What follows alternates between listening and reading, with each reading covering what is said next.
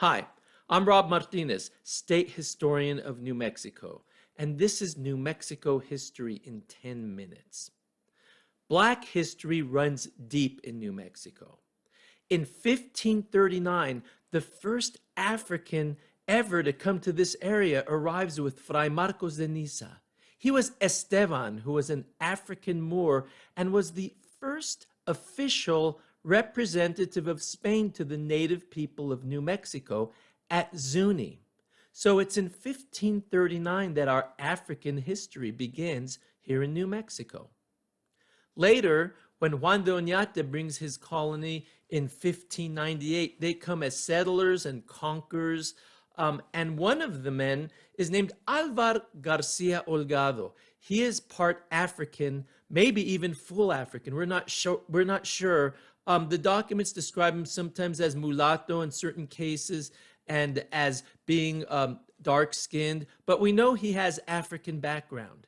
There were others in the Oñate expedition that came between 1598 and 1600. Some were slaves and servants. Some were settlers of mulatto background. There were also mestizos, Mexican Indians, and of course, Spanish and Portuguese people who were mixing, living together, loving together throughout the following decades.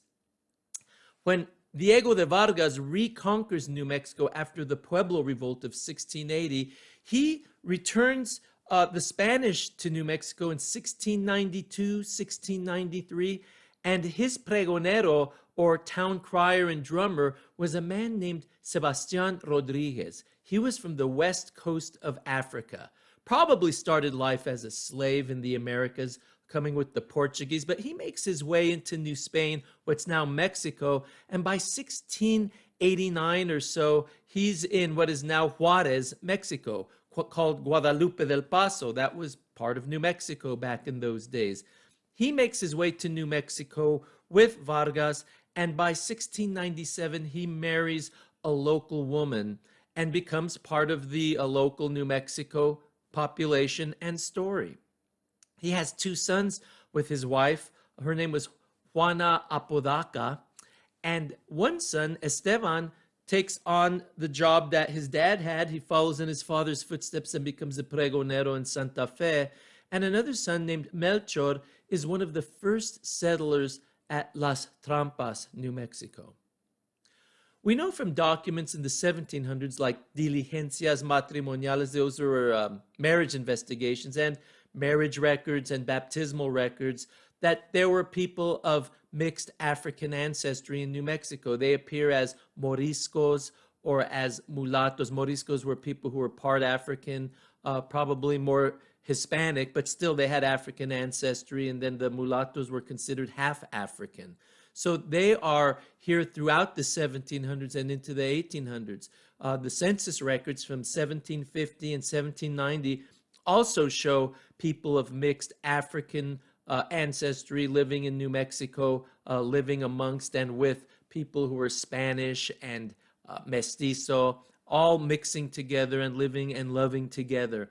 It's interesting when you read reports by Spanish governors and priests in that colonial period that they mention mulattos and mestizos a lot. At Cochiti in the 1770s, a priest there, Fray Mariano de Marulanda, he was a Spanish priest from Mexico. He came the way a lot of priests did and governors in those days, with a bit of a superiority complex. He looked down on the local people. And the Hispanic people living around Cochiti in the 1770s, he described quite often as mulattos, or de calidad mulatto, which wasn't just a caste or race designation. It was that, but it was also somewhat insulting in those days. He was saying that they were of a lower class. So we have these documents and records telling us that these folks are here. In 1801 in Albuquerque, a priest described the local population as Genízaro Indians, mestizos, and mulattos, and that some had some Spanish blood, but not a whole lot. Well, when we get into our Mexican period, starting in 1821, we know that there are people here of African ancestry. by 1829, Mexico abolished slavery. That means slavery was allowed in certain areas. It's one of the reasons that the people of Texas, the Tejanos, get angry because they are Americans who come in with slaves and they want to keep their slaves. New Mexico doesn't have slavery, thankfully, at least black slavery. We didn't have the economy to do that.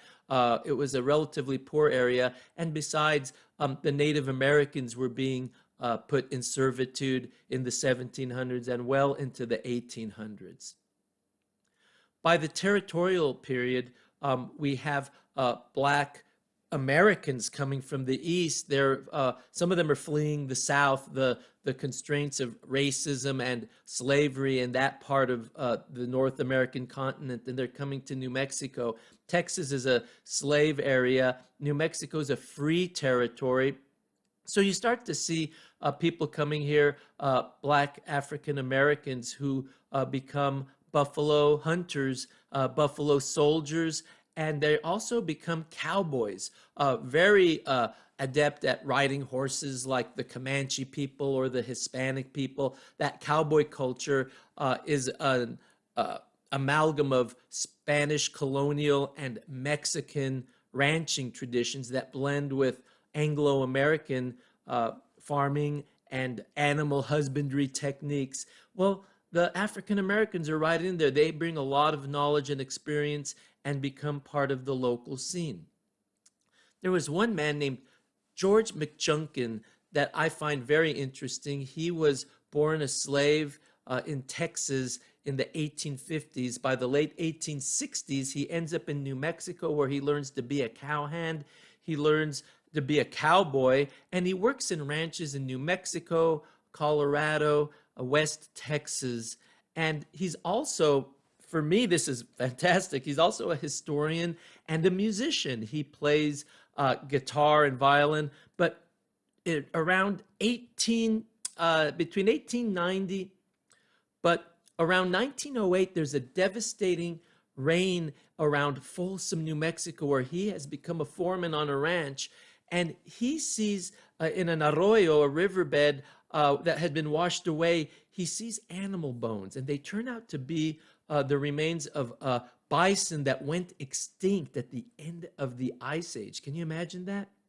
He collects Stone Age weapons and tools, and they turn out to be archaeological evidence that extend back the ancestors of New Mexico's Native American people by about 7,000 years to 9,000 BC.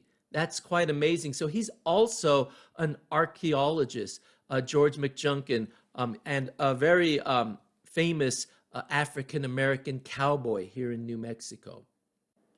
Clara Williams was born Clara Belle Drysdale in Plum, Texas in 1885.